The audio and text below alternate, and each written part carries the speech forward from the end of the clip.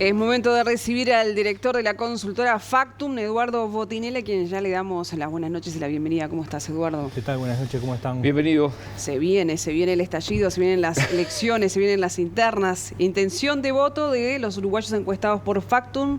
¿A quién votarían si las elecciones fueran el próximo domingo?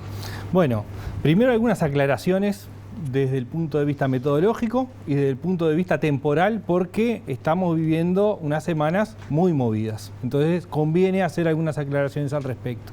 Lo primero es que la encuesta nacional Factum fueron 900 casos a telefonía celular en todo el país, urbano y rural. Lo segundo es la temporalidad.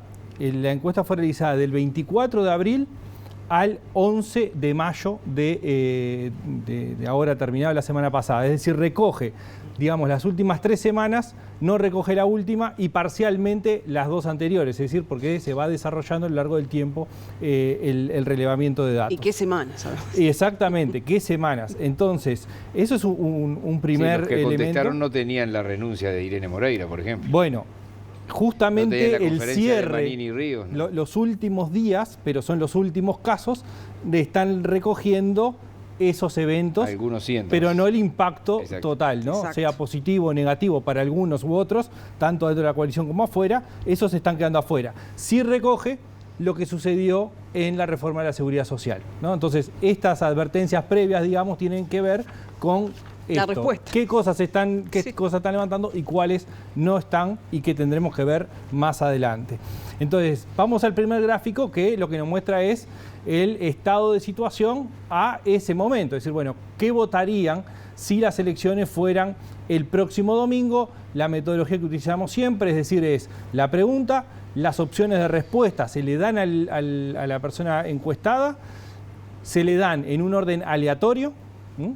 Y formulados de la forma que está en el gráfico. Esto nos da el Frente Amplio con 41%, el Partido Nacional en un 23%, Cabildo Abierto, Manini, 11%, el Partido Colorado, 8%, el Partido Independiente, 4%, otros partidos, la suma de otras menciones a otros partidos alcanza el 3%, hay un 3% que manifiesta que votaría en blanco y anulado, y hay un 7% de lo que llamamos indefinidos. Es decir, ante la pregunta específica de si hubiese elecciones de presidente y parlamento el próximo domingo, ¿a qué partido político votaría?, dicen que no, aunque fuera el próximo domingo, no se manifiestan, ¿no? No es que están pensando en votar en 2024 o hacerlo en forma abierta, que eso levanta la cantidad de indecisos o indefinidos que podríamos llegar a tener.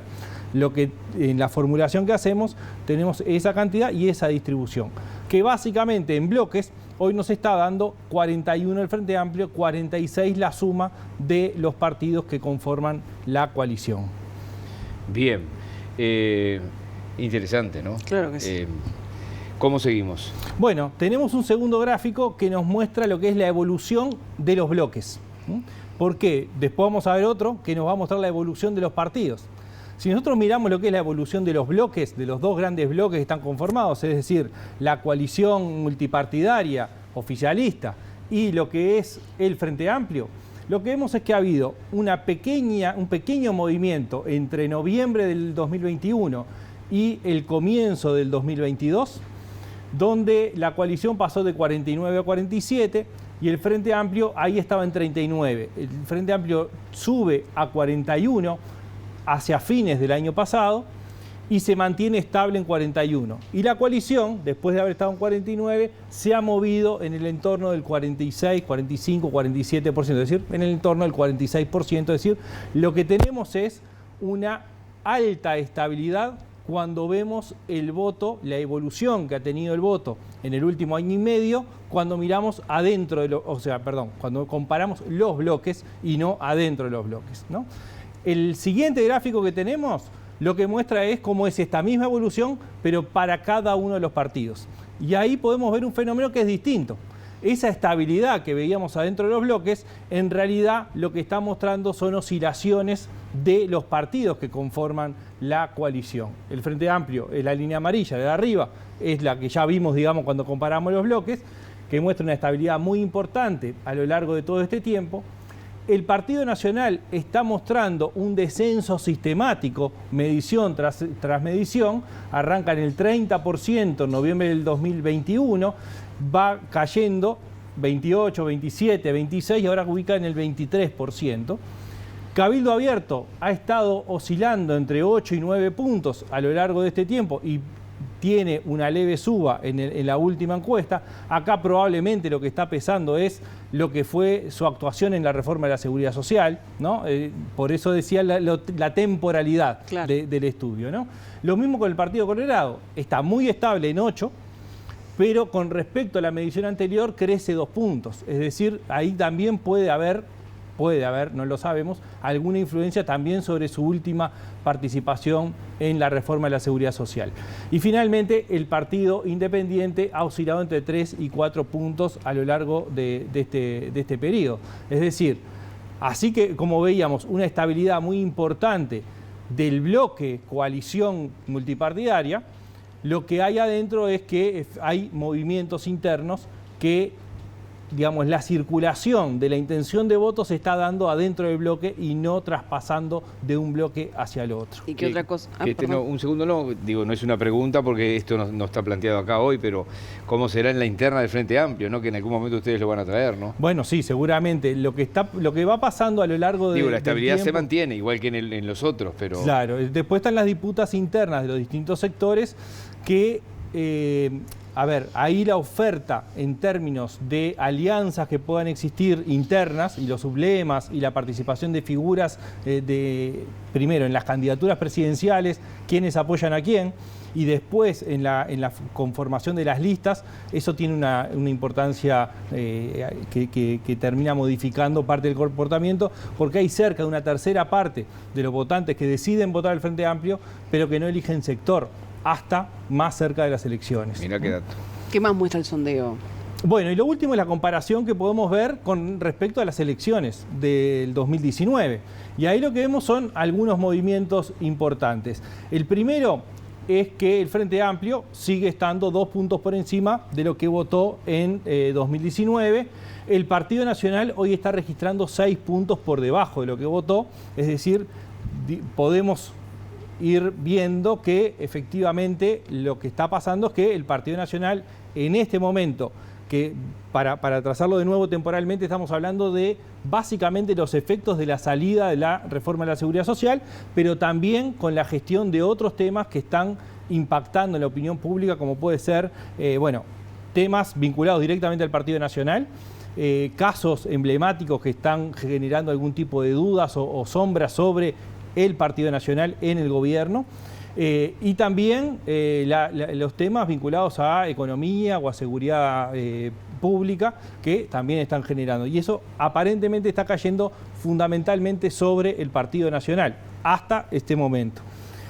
Bueno, Cabildo Abierto se está ubicando en el mismo nivel de lo que tuvo en las elecciones de 2019. El Partido Colorado está registrando 4 puntos menos, es decir, hay pérdidas del Partido Nacional y del Partido Colorado. Hay ganancias del Partido Independiente, está 3 puntos por encima de lo que votó en las elecciones de 2019, y los indefinidos justamente se nutren de esas pérdidas y ausencia de ganancias de la coalición. Es decir, lo que está perdiendo hoy la coalición se va una parte, sí, al Frente Amplio, y otra parte mayoritaria es la que está quedando indefinida.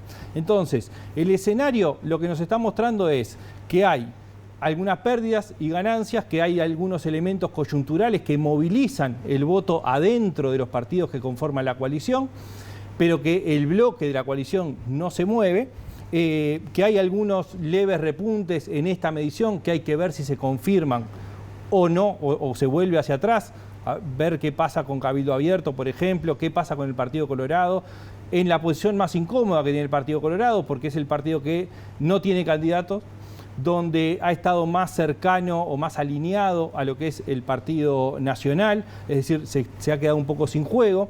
Al mismo tiempo, la figura de Talvi, que de alguna forma trajo algunos votantes nuevos, Hoy aparece el Partido Independiente haciendo como una especie de muro de contención para que esos votantes que se sumaron en la coalición a Talvi hoy no estén yendo al Frente Amplio, de alguna forma está absorbiendo. El tema es si logra retener y consolidar ese nivel, porque en el periodo interelectoral anterior también había tenido procesos de crecimiento. Hay que ver si los logra mantener y si no es rehén de algún grado de polarización o de discusión política más fuerte que termine atrapando al Partido Independiente en esas disputas. Entonces, si nosotros miramos estos resultados, lo que tenemos es que hay un escenario de estabilidad importante entre los bloques, que hay pequeños movimientos adentro de la coalición y que de cara al año próximo estamos viendo un escenario altamente competitivo, donde hay una leve mejora del Frente Amplio cuando estamos pensando de octubre de 2019 a octubre 2024 o simulando una elección octubre de 2024. Consolidándose la coalición por debajo de lo que lo votó, pero que eso está en los indefinidos, es decir, son captables en función de cómo siga evolucionando el gobierno y la opinión de esas personas. Ese 7% de indefinidos tiene una heterogeneidad importante adentro, aunque la mayoría de ellos son personas que ya votaron en la coalición, que no tienen pertenencias políticas marcadas, es decir, votaron en la coalición pero no se sienten parte ni pertenecientes a ninguno de los partidos y que tienen bajo interés en la política. Esa es un poco la pecera donde todos están tratando de captar, ¿no? Bien, como decía Rosario, nos falta un año y medio, pero lo presenta de tal forma que genera una gran expectativa. Hay algo que una salvedad respecto a lo que ha dicho Óscar acá, tu papá, de que esto es una coalición, se gesta siendo una coalición electoral y había muchas diferencias con lo que es una coalición de gobierno, y los resultados de esta encuesta creo que muestran algo de eso y que reafirma lo que él dijo desde el comienzo cuando el gobierno recién comenzaba a hacer su gestión al frente de la administración central. Así que, bueno, veremos qué pasa con todo esto. Gracias por ahora. Por favor, muchas gracias a ustedes.